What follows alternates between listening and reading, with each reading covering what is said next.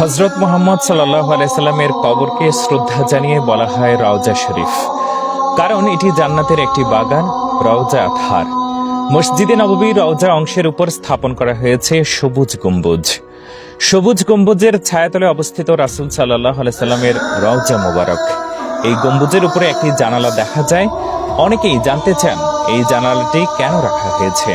হযরত ওমর বিন মালিক রাদিয়াল্লাহু তাআলা আনহু হতে বর্ণিত, তিনি বলেন, নবীজি সাল্লাল্লাহু আলাইহি সাল্লামের ইন্তেকালের পর একবার মদিনা শরীফে দীর্ঘদিন অনাবৃষ্টির কারণে অসহনীয় গরম আর দুর্ভিক্ষ দেখা দেয়। তাই মদিনাবাসী একদিন আয়েশা রাদিয়াল্লাহু তাআলা আনহার কাছে গিয়ে নিজেদের সমস্যার কথা উল্লেখ করে বৃষ্টির জন্য দোয়া কামনা করেন। তখন মা আয়েশা রাদিয়াল্লাহু তাআলা আনহা বলেন, হে মদিনাবাসী, তোমরা নবীজির রওজা মোবারকের উপর থেকে খেজুর গাছের ডাল আছে তা সরিয়ে দাও এবং অপেক্ষা করো।